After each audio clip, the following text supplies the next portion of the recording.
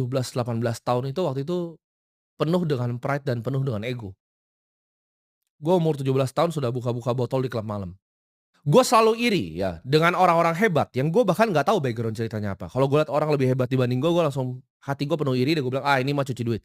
Ah, ini mah begini, ini mah uangnya haram, wah ini ya ini." Gue sombong sekali dan arogan sekali ketika gue tidak tahu apa-apa. Kalian harus camkan ini di hati kalian, ya. Hati yang tenang itu jauh lebih penting dibanding rekening yang gendut. Kekayaan sejati itu sebelum kita ngomongin harta itu dimulai dari hati dan juga pikiran.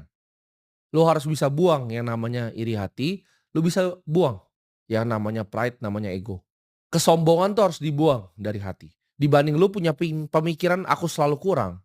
Gimana kalau lu ubah itu menjadi aku itu cukup hari ini, tapi aku akan melakukan yang terbaik.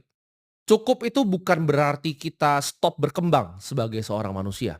Tapi justru dengan mindset cukup ini, ya, kalian semua akan lebih gampang untuk menyaring informasi. Ketika lu turunin ego lu, ketika lu turunin kesombongan lu akan gampang menerima informasi. Orang yang sombong ketika nonton video ini muncul di TikTok kalian, kalian akan pikir, "Oh dia kaya muda, dia bapaknya kaya, dia cuci duit." Dengan kesombongan itu menutup apa yang kalian bisa pelajari dari orang yang kalian lihat di sini. Kalau kalian sudah blokir pola pikir kalian, itu kalian nggak akan pernah jalan kemana mana. Kalian akan diam di tempat dan stay di tempat. Ketika ada sesuatu yang kalian tidak mengerti, kalian terlalu cepat beropini dengan pikiran yang sangat sempit.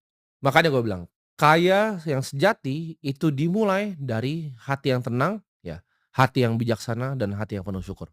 Prinsip kedua, ya, hidup di bawah kemampuanmu.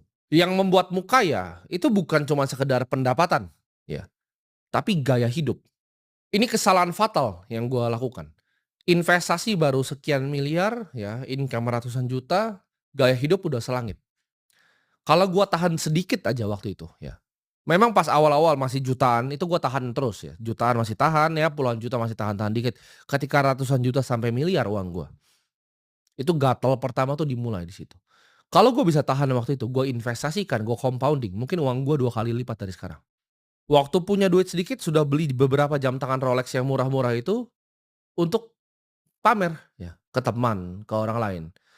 Untuk dirasa keren, untuk diakui oleh teman-teman sekitar.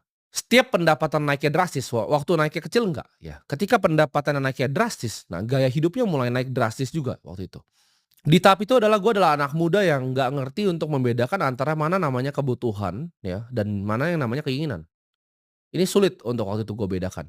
Gue rasa keinginan ini kebutuhan nih, kebutuhan untuk gue pamer, kebutuhan untuk gue cari validasi, kebutuhan untuk gue tunjukin ke semua orang bahwa gue orang paling hebat. Ini harus dibiasakan.